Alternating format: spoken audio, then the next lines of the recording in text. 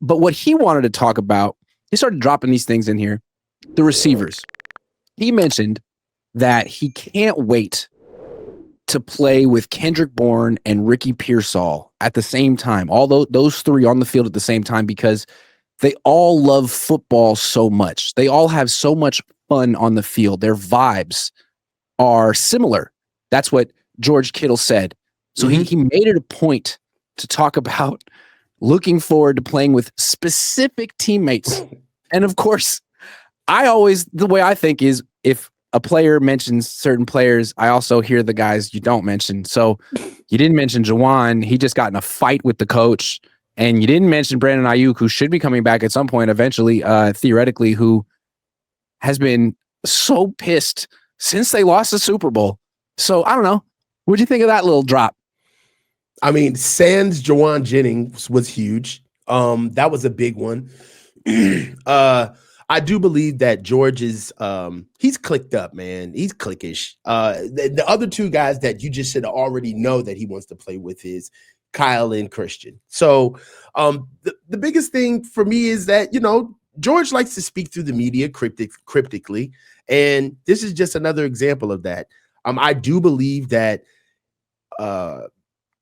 let's just put it out there, man. Sometimes he talks too much, and I love the way he's kind of honed it in as more. He's become more of a veteran, so he's not as talkative as he was before.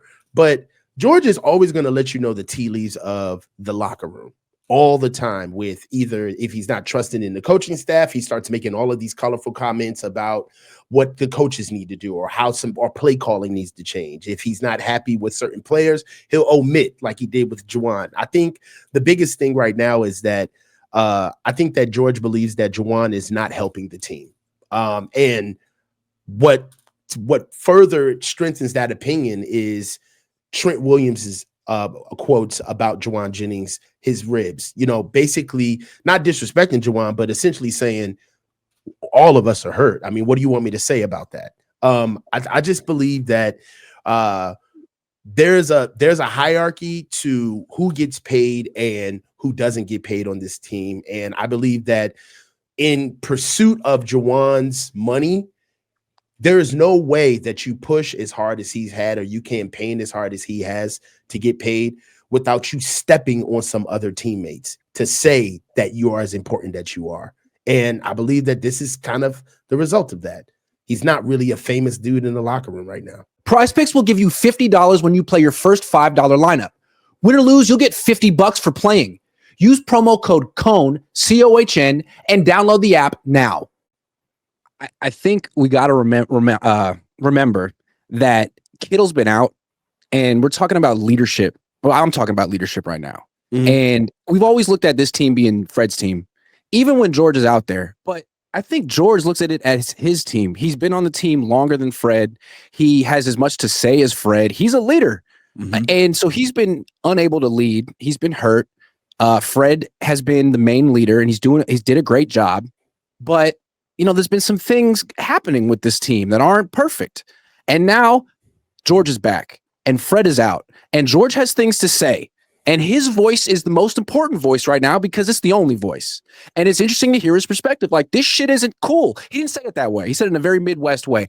I love these guys over here for these reasons. But the implication is, what is going on with this, dour ups? Like, we're a 4-2 team, and we need to harness the love of football now, right now. And I'm going to set the tone because that's who I've always been. I mean, that's George Kittle. I love football. I'm having a great time. This is super fun. Even if we suck, even if I'm hurt, even if I haven't gotten my extension, I love this. And that's the attitude we're going to have going forward. And you know what? I appreciated it. I liked it. Because, who else is going to say it? He needed to say it. 3 words. Hearts and minds. Hearts and minds. When you got to get together a rebellious bunch, hey, man, you got to get hearts and minds together. I believe that a lot of what you're saying, the common denominator of everything that George had to bring up was, hey, daddy's home. Yep. There's not a lot of... this season isn't over. And the season ain't over. George Kittle. Yeah.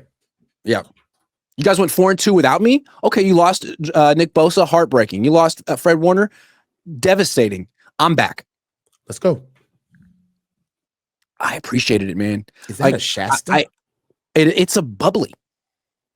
Oh, the bubblies are fire. The black raspberry joints. Dude, this is the raspberry. Don't you love black raspberry? Yeah. Yeah, the black of the berry. Pretty good. The black cherry. This is regular. Anyway,